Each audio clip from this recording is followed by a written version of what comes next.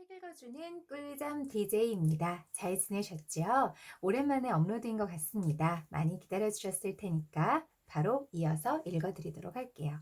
저 오랜만에 오면 맨날 이 멘트로 시작하죠. 항상 똑같은 멘트. 오랜만에 왔습니다. 기다리셨을 테니까 바로 읽겠습니다. 이게 제 고정 멘트예요. 근데 진심이에요. 제가 너무 오랜만에 업로드하면 많이 기다리셨을 것 같아서 제가 제 개인적인 이야기나 뭐 소설에 관한 그런 여러 가지 이야기들은 처음 부분에는 좀 생략을 하고 싶습니다. 여러분들이 숨 차실 테니까 빨리 시작해 막 이러실 것 같아서 또 길어졌어. 네, 이어서 읽어드리도록 할게요. 그래서 어딘가에 상처가 나서 피를 철철 흘리는 어떤 이 로체스터 씨의 친구분을 제인 에어가 로체스터 씨의 부탁으로 간호하고 있는, 지켜보고 있는 부분까지 읽어드렸습니다.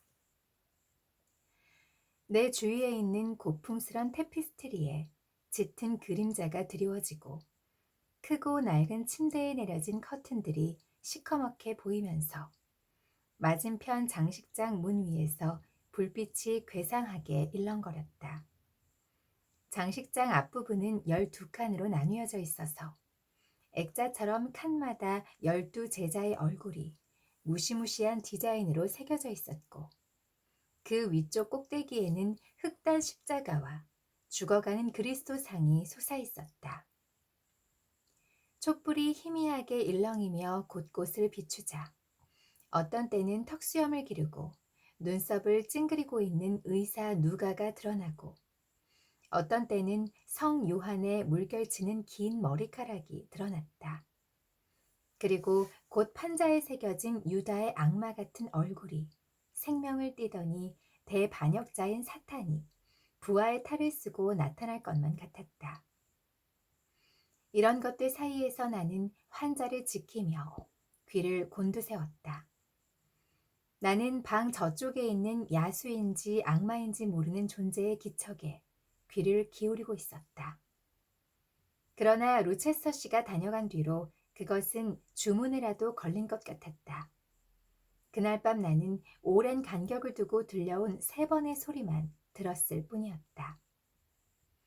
끽, 끽 하고 널빤지 바닥을 밟는 발소리와 아까 들었던 개가 으르렁거리는 소리와 굵직한 인간의 신음소리였다. 그러자 이제 상념이 나를 괴롭혔다. 어떤 죄악이기에 이 외딴 저택에 사람의 탈을 쓰고 살면서 주인이 쫓아내지도 억누르지도 못한단 말인가. 어떤 비밀이기에 한밤중에 화재로 유혈사태로 터져나오는가. 대체 어떤 생물이기에 보통 여자의 얼굴과 모습으로 가장하여 때로는 조롱하는 악마처럼 때로는 썩은 고기를 찾아 헤매는 사나운 짐승 같은 목소리를 내는 걸까? 그리고 내가 돌보고 있는 이 사람은, 이 평범하고 조용한 손님은 어쩌다가 이 공포의 그물에 걸려들었을까? 어째서 그 복수의 여신이 달려들었을까? 이 사람은 왜 한창 자고 있을 시간에 이 방을 찾아왔을까? 로체스터 씨가 이 사람 방을 아래층으로 정해주는 소리를 들었는데 무엇 때문에 여기까지 올라온 걸까? 또 자기한테 가해진 폭력이나 배신 행위 앞에서 왜 이렇게 무기력하게 무릎을 꿇는 걸까? 왜 아무 말도 하지 말라는 명령에 얌전히 따르는 걸까? 어째서 로체스터 씨는 이 사람의 입을 막았을까? 손님이 폭행을 당하고 지난번에는 자기 목숨까지 위태로울 뻔한 흉계가 있었는데도 로체스터 씨는 2번 다 비밀리에 덮어버리고 망각 속에 묻어버렸다. 마지막으로 이상한 점은 메이슨 씨가 로체스터 씨에게 복종한다는 사실이었다. 로체스터 씨의 강렬한 의지가 수동적인 메이슨 씨를 완전히 지배하고 있었다. 둘이 나눈 몇 마디 말로도 확실히 알 수 있었다. 분명히 2사람이 전에 가까이 지낼 때 수동적인 메이슨 씨가 적극적인 로체스터 씨에게 휘둘렸던 것이 분명했다. 그렇다면 로체스터 씨는 메이슨 씨가 왔다는 소식을 듣고 왜 그렇게 당황했을까? 말 한마디로 어린애 다루듯이 마음대로 다룰 수 있으면서 왜 몇 시간 전에는 이 반항할 줄 모르는 사람의 이름만 듣고도 참나무에 벼락이 떨어진 듯한 반응을 보였을까? 아, 그가 난 충격을 받았소. 큰 충격을 받았소, 제인. 하고 조그맣게 말하던 창백한 표정을 잊을 수가 없다. 내 어깨에 얹은 팔이 얼마나 떨고 있었는지 잊혀지지 않는다. 그 불굴의 정신을 굴복시키고 페어팩스 로체스터의 건장한 육체를 떨게 만들다니 이것은 분명 심상치 않은 일이었다. 언제 돌아오실까? 언제쯤이나 돌아오실까? 밤이 더디게 지나가고 피를 흘리는 환자가 창백하게 축 늘어져서 신음하는 동안 나는 마음속으로 그렇게 외쳤다. 하지만 날이 밝지도 않았고 도와줄 사람도 오지 않았다. 나는 몇 번이나 메이슨 씨의 창백한 입술에 물을 대어주고 몇 번이나 각성제를 맞게 해주었지만 별 효과가 없는 것 같았다. 육체적 고통 때문인지 정신적 고통 때문인지 출혈 때문인지 아니면 세 가지가 모두 원인인지 메이슨 씨는 체력이 급속도로 약해졌다. 계속 신음을 하고 너무나 힘이 없고 정신을 못 차리는 것 같아서 혹시 죽은 것이 아닌지 두려웠다. 그런데 그 사람한테 말을 걸어서도 안 되다니. 마침내 초가 다 타서 꺼졌다. 불이 꺼지자 창가 커튼 가장자리로 희뿌연 빛이 새어들어왔다. 새벽이 다가오고 있었다.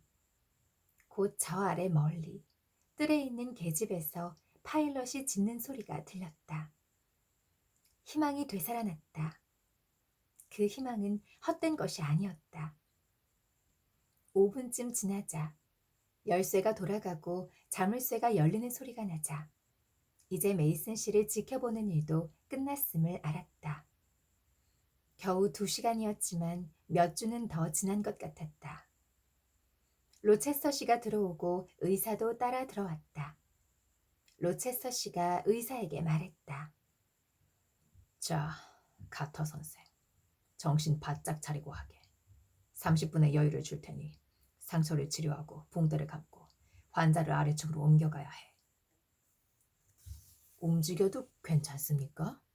그럼 전혀 심각한 상처가 아니요. 지금 환자가 불안해하고 있으니까 기운을 북돋아줘야 하오. 자, 빨리 시작하시오. 로체스터 씨는 두꺼운 커튼을 젖히고 마직물로 된 차이를 걷어올려 빛이 되도록 많이 들어오게 했다. 날이 제법 밝은 것을 보자 나는 놀랍고 기뻤다. 장밋빛 빗줄기가 동쪽 하늘을 밝히기 시작했다. 로체스터 씨는 의사의 치료를 받고 있는 메이슨 씨에게 다가갔다. 로체스터 씨가 물었다. 여보게, 좀 어떤가? 희미한 대답 소리가 들려왔다. 날 죽이려고 했어. 그럴 리가. 힘내게. 2주일만 지나면 멀쩡해질 걸세. 피를 조금 흘렸을 뿐 아무 문제 없네. 가터, 위험하지 않다고 안심시켜주게. 의사가 붕대를 풀면서 말했다. 양심을 걸고 보증합니다. 다만 조금만 더 빨리 왔으면 이렇게 피를 많이 흘리지 않아도 되었을 텐데 아쉽군요. 그런데 이건 어찌 된 겁니까? 어깨살이 베이기도 하고 찢어지기도 했어요. 칼로 입은 상처가 아니군요. 여기 이빨 자국이 있어요. 메이슨 씨가 중얼거렸다. 나를 물었어. 로체스터가 칼을 빼앗자 암호랑이처럼 물고 흔들었다고. 로체스터 씨가 말했다. 자네는 포기하지 말았어야 했어. 당장에 붙들고 싸웠어야 했네. 메이슨 씨가 대꾸했다. 그런 상황에서 뭘 할 수 있단 말인가? 얼마나 무섭던지. 그러고는 몸을 부르르 떨며 덧붙였다. 게다가 이럴 줄은 몰랐네. 처음엔 아주 얌전했거든. 로체서 씨가 대꾸했다. 내가 경고했잖아. 그 여자 옆에 갈 때는 조심하라고. 게다가 내일까지 기다렸다가 나랑 같이 가도 되는데 오늘 밤 그것도 혼자서 만나려고 했다니. 바보짓이었어. 좀 도와줄 수 있을까 해서. 그것도 생각이라고 했나? 그것도 생각이라고. 그래, 자네 말을 들으면 답답해서 속이 터지는군. 하지만 자네는 이미 혼이 났고 내 충고를 받아들이지 않은 탓에 당분간 된통 고생하게 될 거야. 그러니 더는 말 않겠네.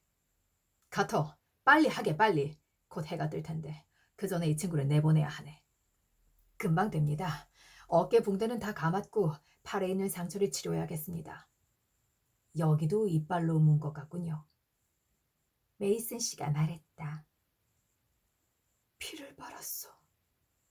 내 심장에 피를 모두 빨겠다고 했어. 나는 로체서 씨가 몸서리치는 것을 보았다. 혐오, 공포, 증오가 역력한 표정 때문에 얼굴이 일그러질 정도였으나 로체서 씨는 이렇게만 말했다. 자, 조용하게 리처드. 그 여자의 헛소리 따윈 신경 쓰지 마. 자꾸 되풀이하지 말게. 나도 잊고 싶어. 영국을 떠나면 잊게 될 걸세. 스페니시 타운으로 돌아가면 그 여자가 죽어서 무덤에 들어갔다고 생각할지도 몰라. 아니, 아예 생각할 필요도 없네. 오늘 밤 일은 절대로 잊지 못할 거야. 잊지 못할 것도 없네.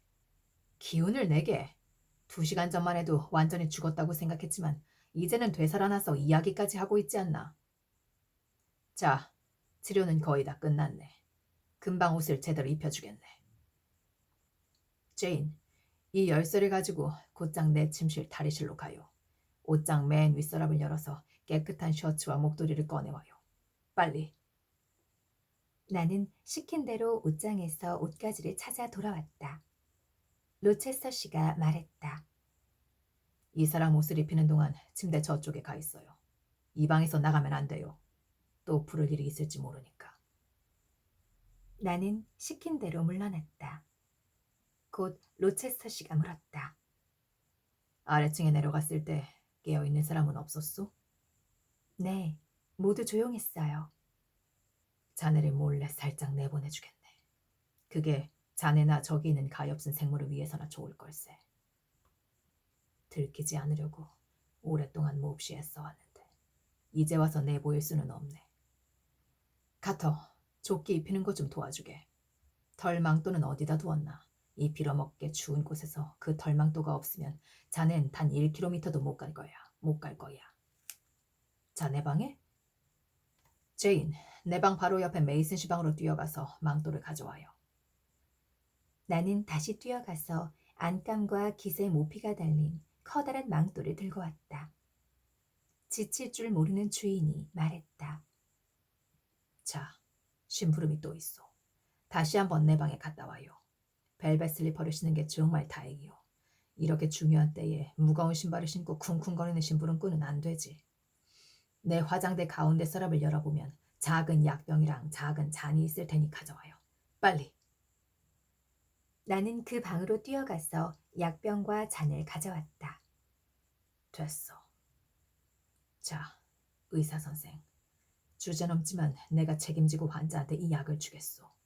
이 강장제는 이탈리아 로마에서 돌팔이 의사한테 샀어요.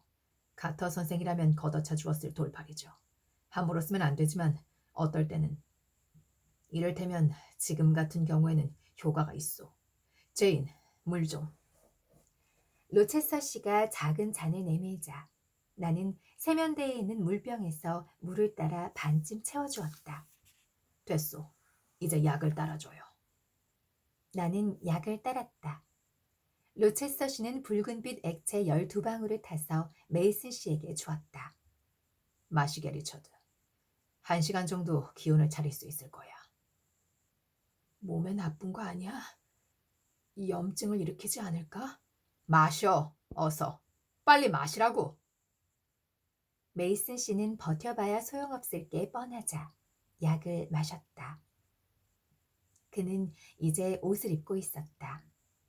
여전히 창백해 보였지만 피를 깨끗이 닦아내어 말끔했다. 로체서 씨는 약을 먹인 뒤 3분 동안 앉아있게 한 다음 팔을 잡고 말했다. 이제 일어날 수 있을 걸세. 일어나 보게. 환자가 일어섰다. 카터, 다른 쪽 어깨를 부축하게. 기운 4개 리처드. 걸어보게. 옳지. 메이슨 씨가 말했다. 한결 나아졌네. 분명 그럴 걸세. 자, 제인. 우리보다 먼저 뒷계단을 내려가서 복도 옆문의 빗장을 빼고 마당에서 기다리는 역마차 마부한테 준비하라고 해요. 곧 간다고. 아니, 뜰이 아니라 뜰 바로 밖에 있을지도 몰라요. 보도에서 마차 바퀴 소리를 내지 말라고 했으니까. 그리고 누가 있으면 계단 밑으로 와서 헛기침을 해줘요. 그때는 벌써 5시 반으로 해가 막 떠오를 무렵이었다. 하지만 부엌은 여전히 어두컴컴하고 조용했다. 복도 옆문이 잠겨 있어서 소리나지 않게 조심해서 열었다. 마당은 쥐죽은 듯 조용했지만 대문이 활짝 열려 있고 역마차 한 대가 대기하고 있었다. 내가 다가가서 신사분들이 곧 나올 거라고 전하자 마부는 고개를 끄덕였다. 나는 조심스럽게 주위를 살피며 귀를 기울였다. 어디나 이른 아침의 고요 속에 잠들어 있었다. 하인들방 창문에는 커튼이 쳐져 있었고 작은 새들이 뜰 한켠의 담장 너머로 하얀 꽃가지처럼 늘어져 있는 과수원 나뭇가지에 앉아 지저귀고 있었다. 마차를 끄는 말들이 마구간에서 이따금 발을 굴렀다. 그것 말고는 고요하기 그지없었다. 이제 신사들이 나타났다. 메이슨 씨는 로체서 씨와 의사의 부축을 받은 덕분에 별로 힘들이지 않고 걸음을 옮기고 있는 듯 했다. 두 사람은 메이슨 씨를 부축해서 마차에 태웠다. 의사 선생도 마차에 탔다. 로체서 씨가 의사한테 말했다. 잘 부탁하네. 몸이 나을 때까지 자네 집에서 보살펴주게. 하루 이틀쯤 있다가 어떤지 보러 가겠네. 리처드, 좀 어떤가? 신선한 공기를 마시니 좀 살겠네.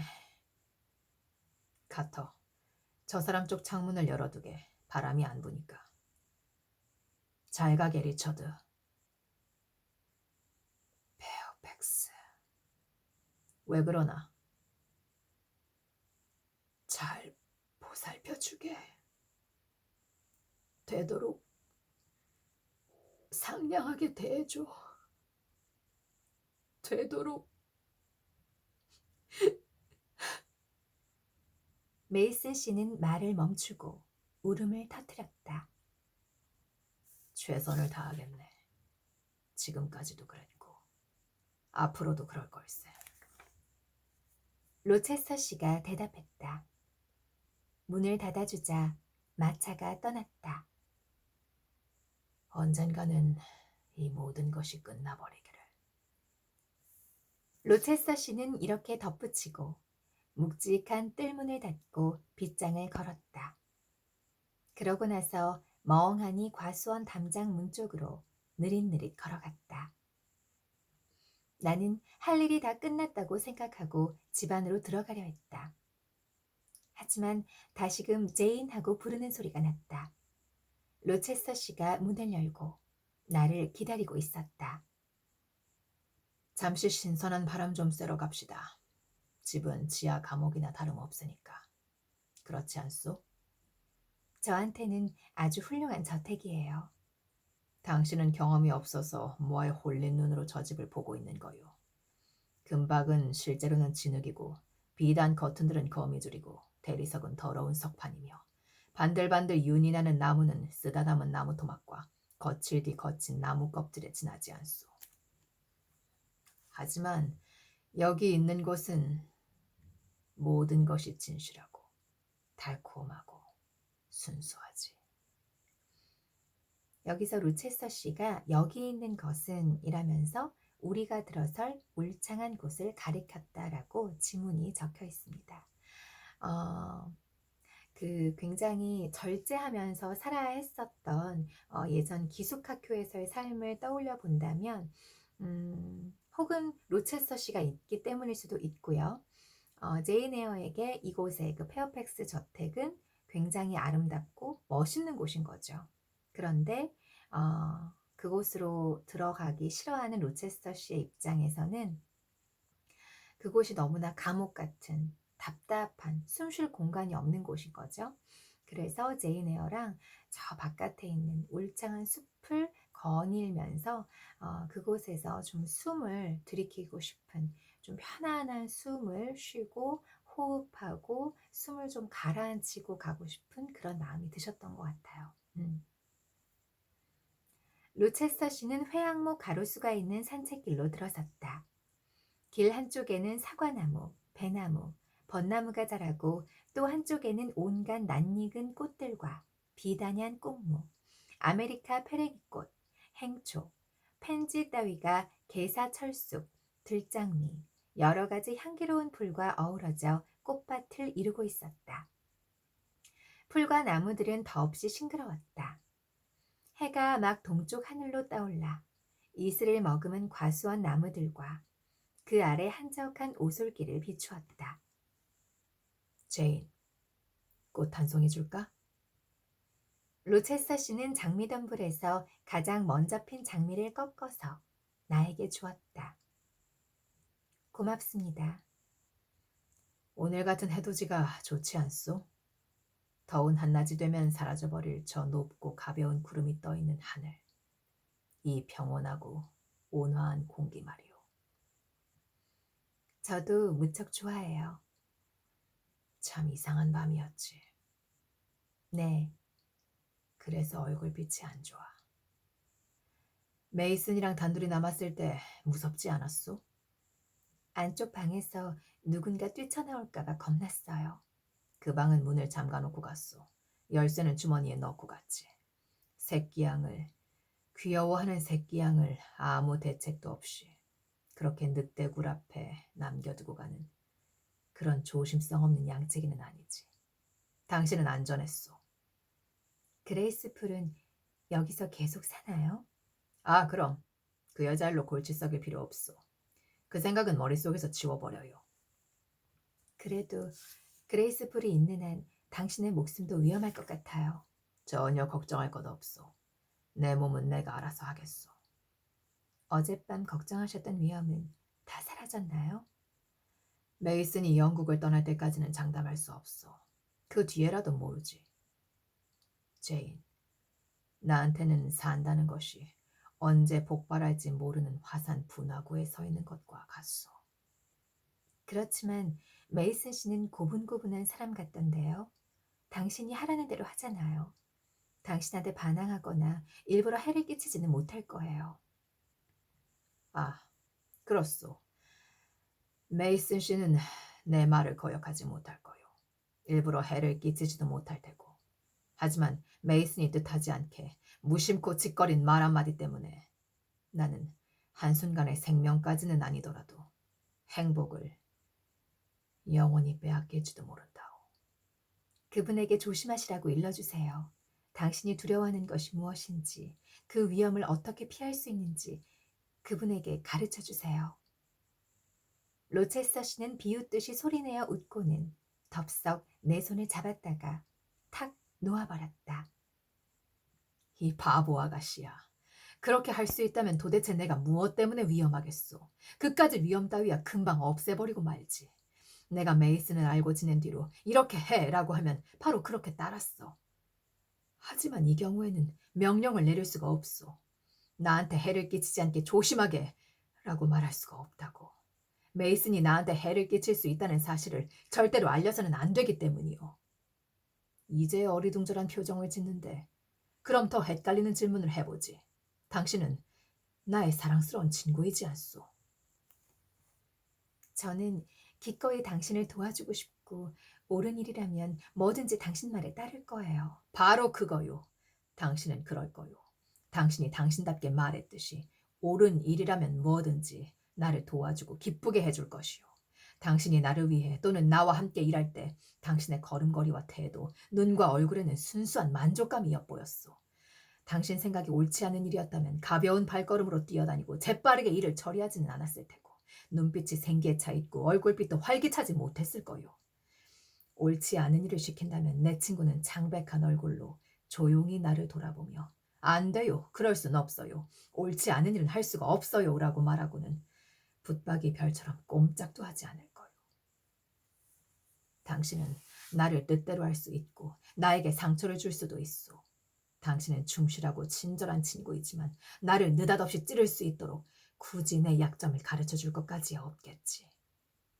저를 두려워하지 않는 것처럼 메이슨 씨의 일도 두려워하지 않으신다면 당신은 아주 안전해요. 아무쪼록 그러길 바라오. 여기 정자가 있어. 앉아요. 그 정자는 담쟁이 덩굴로 뒤덮인 울타리에 있는 아치로 그 안에 통나무 의자가 있었다. 로체스터 씨는 거기에 앉더니 내가 앉을 자리를 내주었다. 하지만 나는 그냥 서 있었다. 앉아요. 두 사람이 앉을 수 있어.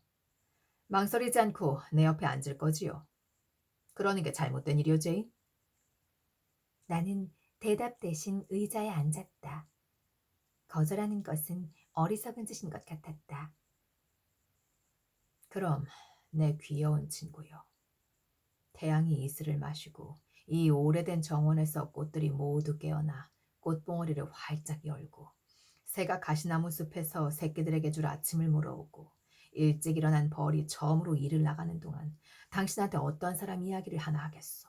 모쪼록 자기 이야기라고 생각하고 들어보시오. 하지만 먼저 당신이 지금 부담스럽지 않다는 것과 내가 당신을 붙들고 있는 것이나 당신이 여기 있는 것이 잘못된 일일까 걱정하지 않는다고 나를 똑바로 보면서 말해 주었으면 하오. 걱정되지 않아요. 괜찮아요. 그럼 제인, 상상력을 끌어모아 보시오. 당신이 가정교육을 잘 받고 절도 있는 여자아이가 아니라 어려서부터 버릇없이 자란 개구쟁이 사내아이라고 생각해봐요. 머나먼 외국에 가 있다고 생각해봐요. 그리고 거기서 중대한 잘못을 저질렀어. 그런데 그 잘못이 어떤 성질의 것이며 어떤 동기에서 일어났는지는 중요하지 않고 다만 그 결과가 평생토록 따라다니며 모든 생활을 더럽히게 된다고 생각해 보시오. 범죄라고는 말하지 않았다는 걸 명심해요. 법의 심판을 받아야 하는 유혈 범죄 행위를 말하는 게 아니요. 과오를 말하는 거요. 머지않아 당신이 저지른 행위의 결과를 도저히 견딜 수가 없게 되고 그래서 시름을 덜 방법을 찾지. 보기 드물지만 법률에도 위반되지 않고 비난받지 않을 만한 방법을 말이요. 그런데도 여전히 불행하오. 인생이 막 시작될 무렵 희망이 떠나버렸기 때문이지. 한낮에 일식이 일어나 당신의 태양이 어두워졌는데 해질녘이 되어도 일식이 거치지 않을 것만 같소. 비통하고 변변치 못한 기억들만 남아있소.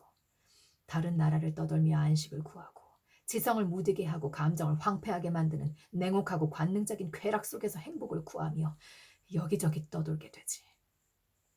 그리고 오랜 세월 스스로 추방된 끝에 지친 마음과 말라 비틀어진 영혼을 안고 집으로 돌아왔는데 새로운 사람을 알게 돼요. 어디서 어떻게 알게 되었는지는 중요하지 않소. 이 사람은 20년 동안 찾아다녔어도 만나지 못했던 선량하고 밝은 면을 지닌 사람이요. 때 하나 묻지 않고 더럽혀지지 않은 채 싱싱하고 건강한 면들을 지닌 그런 사람을 사귀면 생기를 되찾고 새 삶을 살게 되지. 더 좋은 날이 찾아오는 느낌, 더 높은 희망이, 더 순결한 감정이 느껴지요. 당신은 새 삶을 살고 싶고 남은 삶을 불멸의 존재에 걸맞게 보내고 싶소. 그러기 위해서라면 관습이라는 장애물을 뛰어넘는 것이 합당하지 않겠소? 그 관습이란 것은 당신의 양심이 보기에 정당하지도 않고 올바르지도 않은 방해물에 불과하니 말이오. 로체스터 씨는 잠시 말을 멈추고 대답을 기다렸지만 대체 내가 뭐라고 대답할 수 있을까? 아, 현명하고 만족스러운 대답을 일러주는 착한 요정이라도 있었으면. 헛된 열망이여.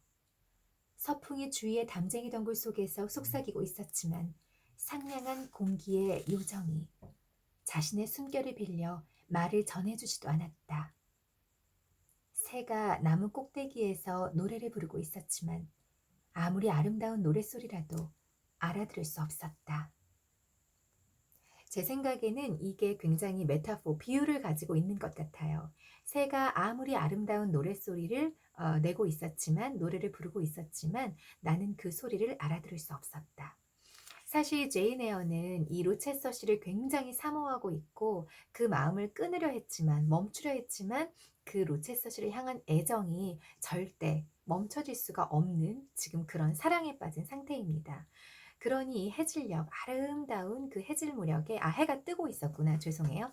해 뜰 무렵에 어슴푸레한 그 숲속을 같이 거닐면서 아름다운 정자에 둘이 앉아서 그게 무엇이든 간에 어떤 이야기든지 간에 대화를 나눈다는 것이 지금 얼마나 기쁘고 황홀한 순간이겠어요. 꿈꾸던 순간인 거죠. 그래서 이 로체서 씨의 그 대화의 주제가 자기가 알아듣는 말이든 못 알아듣는 말이든 너무나 행복하고 아름답죠. 그런데 로체서 씨의 그 아름다운 말이 새의 지저김처럼 아무리 아름답다 하더라도 지금 무슨 소리지? 라고 알아듣지를 못하겠다. 아마 그런 말을 그 새의 소리가 아름답지만 알아들을 수 없었다. 라는 그런 그 비유를 들어서 얘기를 한 게 아닌가 그런 생각이 듭니다. 이 책에 비유가 굉장히 많이 나오잖아요. 특히나 제인 에어가 하는 말에도 그렇지만 이 로체서 씨도 제인 에어와 대화를 할 때 굉장히 모호하면서 애매한 그런 그 비유를 사용해서 많이 대화를 하기 때문에 우리가 그 안에 숨겨져 있는 말들을 잘 생각하면서 비교하면서 실제 사건과 그리고 이분이 말하고자 하는 그 이야기, 그 대화 속의 그 비유를 좀 많이 매치하면서 생각을 해봐야 될 것 같아요. 도대체 그 메이슨 씨라는 분은 어떤 분이길래 그 야밤에 그 위에 그 옥탑방에 올라가서 그런 큰 일을 겪었고, 그리고 로체스터 씨는 손님들이 보기 전에 카터 의사를 불러서 빨리 그 유혈 사태를 이렇게 대충대충 무마시키고 그 새벽에 이 이른 아침에 마부를 조용히 불러서 밖으로 내보냈어야 했는지, 그리고 메이슨 씨에게 입번끝도 하지 마세요. 제발 조용히 해주세요. 라는 말을 하면서 정말 전전긍긍하면서 그렇게 떠나보내야만 했는지. 근데 그것으로 끝이 아니라 그분이 멀리 가야지만, 아까 영국이라고 했나요? 어딘가로 떠나야지만 자신의 안위가 좀 보장이 될 수 있다고 했는데, 도대체 메이슨 씨와 그리고 그 그레이스 풀인지 혹은 그레이스 풀이 맡고 있는 그 어떤 알 수 없는 생물의 문제인지, 로체스터 씨와 메이슨 씨와 그 어떤 여인과 우리가 지금 알지는 못하는 그 존재와의 그 미스테리한 관계, 아직 우리가 거기까진 접근하지 못했고, 그리고 이 제인에게 지금 이야기하잖아요. 상상력을 끌어모아서 내 얘기 들어봐요. 가정교육을 잘 받고 절도 있는 여자아이가 아니라 어려서부터 버릇없이 자란 개구쟁이 사내아이라고 생각해봐요. 그게 아마 로체스터 씨일 것 같아요.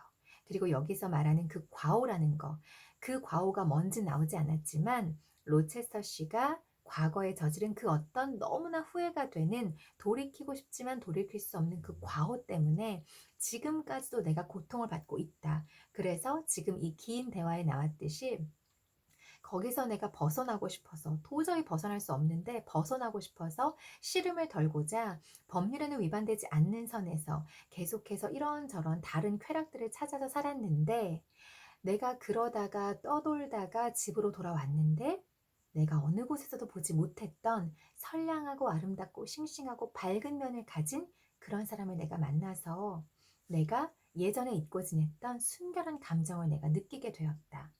그렇다면 내가 그것을 갖기 위해서, 그 불멸의 존재에 걸맞게 내가 삶을 살아내기 위해서 관습이라는 장애물을 뛰어넘는 거 괜찮지 않겠어? 이런 얘기를 하고 있는 거죠. 뒤에 끝까지 이 제인 에어를 읽으신 분들은 지금 이 로체스터 씨가 제인 에어에게 어떤 이야기를 하는지 아실 거예요. 저도 알겠거든요. 그런데 로체스터 씨의 그 과오가 뭔지, 그리고 로체스터 씨가 지금 제인 에어에게 말하고자 하는 얘기가 뭔지, 무슨 관습을 뛰어넘고 무엇을 하겠다는 말인지, 지금 아마 로체스터 씨가 굉장히 모호하게 얘기를 하고 있기 때문에 듣는 제인 에어는 무슨 대답을 해줘야 될지 모르겠는 거죠. 그래서 지혜로운 말을 해주는 착한 요정이 내 귀에 대고 뭐라고 말을 했으면 좋겠다라고 답을 좀 말해줬으면 하고 있는 겁니다. 로체스터 씨가 다시 물었다. 죄를 짓고 방황했지만 이젠 뉘우치고 안식을 구하는 사람이라면 이 상냥하고 다정하고 싹싹한 사람을 영원히 자기 곁에 붙들어 놓고 그럼으로써 마음의 평화와 새로운 인생을 얻기 위해 세상의 여론 따윈 과감히 무시해도 되겠소? 나는 입을 열었다. 같은 인간한테 의지해서 방랑자가 안식을 얻고 죄인이 회개해서는 안 돼요. 남자든 여자든 언젠가 죽기 마련이죠. 철학자도 지혜롭지 못할 때가 있고 기독교 신자도 선하지 않을 때가 있어요. 당신이 아는 어느 분이 과오를 저지르고 괴로움을 겪고 있다면 같은 인간보다는 더 높은 곳에서 위안을 구하라고 하세요. 그 고통을 치유할 수 있는 위안을. 하지만 그 도구는 그 일을 하시는 하느님이 도구를 정하는 거요. 비유가 아니라 정말로 나는 세속적이고 방탕하고 잠시도 가만히 있지 못하는 인간이었소. 그런데 이제 나를 치유할 도구를 발견한 것 같소. 바로 말이 멎었다. 새들이 계속 지저귀고 나뭇잎이 가볍게 바스락거렸다. 새들과 나뭇잎이 노래와 속삭임을 그치고 그 중단된 고백에 귀를 기울이지 않는 것이 이상하게 여겨질 정도였다.